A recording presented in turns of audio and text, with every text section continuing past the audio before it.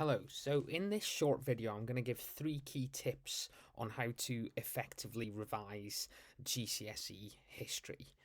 And here in this photo I've managed to find a photo of Gustav Stresemann just taking a break from his GCSE revision. Obviously that's a joke, he didn't do GCSE.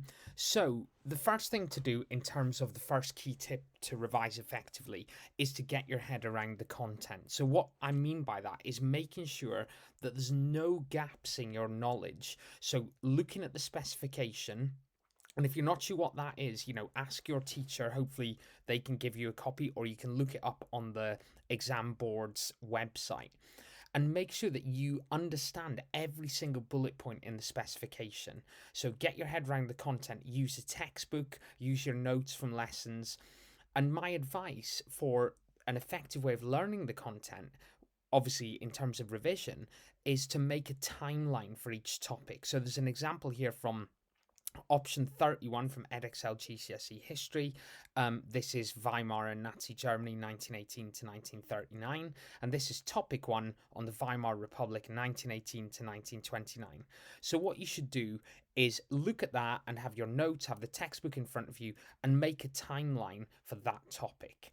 And when you've made that timeline, you will understand the content in greater detail. You'll understand how one thing leads to another. You'll understand where the events sit in the chronology of that topic. So making a timeline, and then obviously you can kind of color code the timeline, put it into different factors and things like that. But the first thing is to get your head around the content, making timelines for each topic.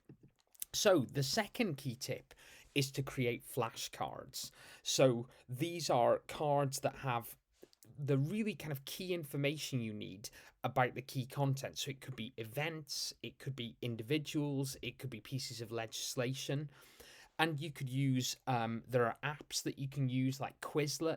You can make it online. You could use those kind of apps, or you could make kind of physical copies, as you can see in the picture, those kind of flashcards, and you can use the Lightner system. So if you're not sure what that is, I'll put a link in the description to the video of how to effectively use flashcards, because sometimes people make them but then don't really know how to use them. But there are really effective ways of kind of testing yourself using flashcards, and making sure that you are testing yourself on the things you know the least, if that makes sense. So the Lightner system is an example, and I'll put a link in the description of this video on how to effectively use flashcards using that system.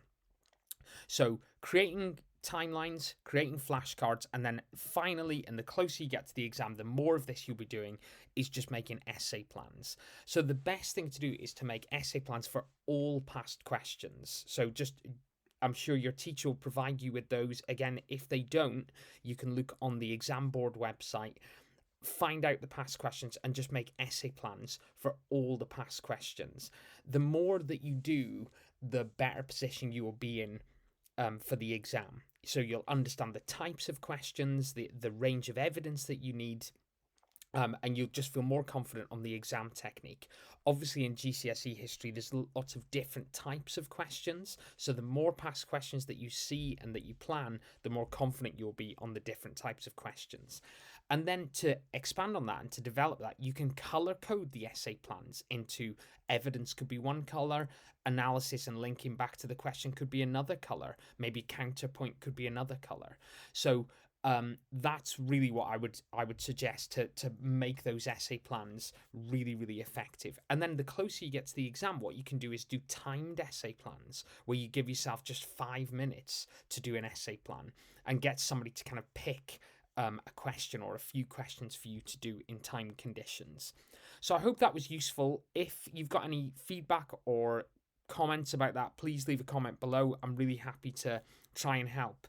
The good news is, if you're doing GCSE history and you want to do A-level, these are the exact same tips for revising A-level history. So if you get into the habit now, when you're doing GCSE, of doing timelines, flashcards, and essay plans, when you get to A-level, it'll be much easier, because you'll be really confident on how to do those effective ways of revising already. Okay, I hope that was useful. Thanks so much for listening.